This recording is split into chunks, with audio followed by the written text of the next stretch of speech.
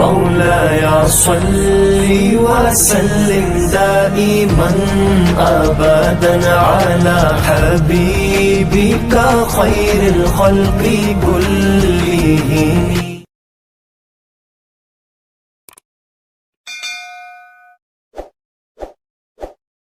آج سے کم و بیش 6000 سال قبل اللہ نے حضرت نوح علیہ السلام کو ان کی مشرک قوم کی طرف مبعوث کیا، مگر مسلسل کفر کی وجہ سے اللہ نے حضرت نوح علیہ السلام کو کشتی بنانے کا حکم دیا، اور پھر ایک عظیم طوفان سے پوری دنیا کے کفار ہلاک کر دیے گئے۔ اور یہ کشتی کوہ جودی پر آ کر ٹک گئی تھی۔ یہ کشتی آج کہاں ہے اور اس کی اصل حقیقت کیا ہے؟ آئیں آج ہم آپ کو دکھاتے ہیں۔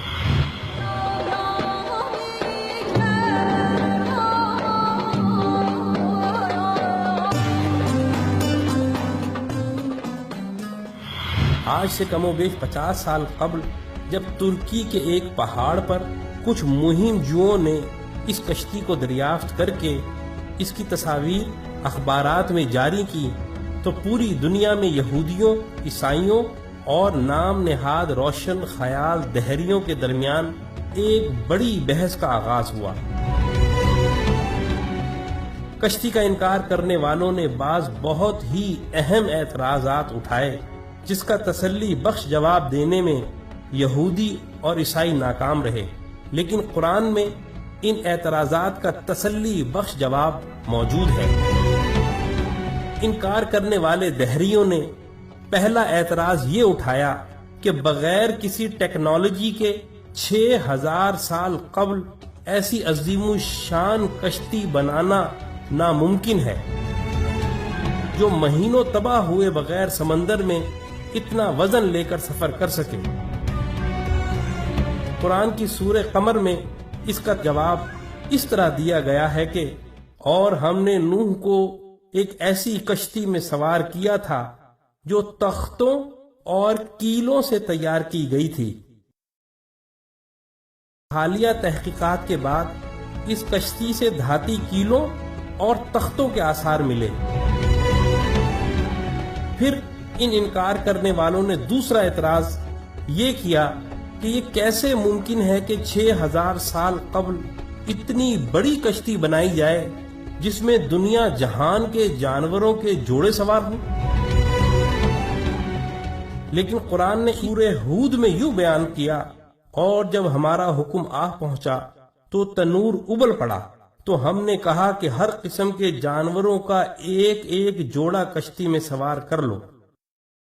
اب حالیہ تحقیقات سے قرآن کے اس انکشاف کی بھی تصدیق ہو گئی ہے کہ کشتی نوح کوئی معمولی کشتی نہ تھی، وہ 3 منزلہ تھی جن میں جانور ترتیب وار سوار تھے، اور اتنی بڑی تھی کہ اس میں 522 ریل کے ڈبے سوار کیے جا سکتے ہیں۔ اس میں کم و بیش 25,000 جانوروں کی جگہ موجود ہے۔ پھر ان دہریوں نے تیسرا اعتراض یہ اٹھایا کہ اتنے عظیم الشان طوفان میں اتنی عظیم الجثہ کشتی بغیر لنگروں کی مدد کے تیر ہی نہیں سکتی، لیکن اللہ اس اعتراض سے واقف تھا، اسی لیے اس نے سورہ ہود میں فرمایا، اور نوح نے کہا کہ کشتی میں سوار ہو جاؤ، اللہ ہی کے نام سے اس کا چلنا ہے اور اسی کے نام سے اس کا لنگر انداز ہونا ہے۔ اور حیرت انگیز طور پر جس پہاڑ پر کشتی ٹھہری ہوئی ہے، اسی پہاڑ کے نیچے وادی میں بڑی بڑی چٹانوں پر مشتمل لنگر دریافت ہوئے ہیں۔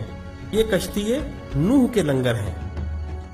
اور سب سے بڑا اور اہم اعتراض یہ اٹھایا جاتا ہے کہ کسی لکڑی کی کشتی کا 6000 سال تک کسی پہاڑ کی چوٹی پر باقی رہنا ناممکن ہے۔ اس اعتراض کا جواب بھی سورہ قمر میں یہ کہہ کر دیا ہے کہ اور ہم نے اس کشتی کو آنے والوں کے لیے اپنی نشانی بنا کر چھوڑا ہے۔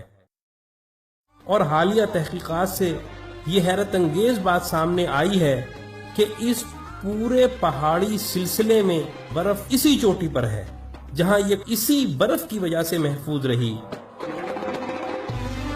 قرآن کا انکار کرنے والوں، اب بتاؤ ان عظیم آیات کے بعد اب کون سا اعتراض رہ گیا ہے جس کی بنا پر آپ قرآن کو اللہ کا کلام ماننے کے انکاری ہو؟ ہم آپ کو دعوت دیتے ہیں کہ تعصب کی اینک کو اتار کر اسلام میں داخل ہو جاؤ۔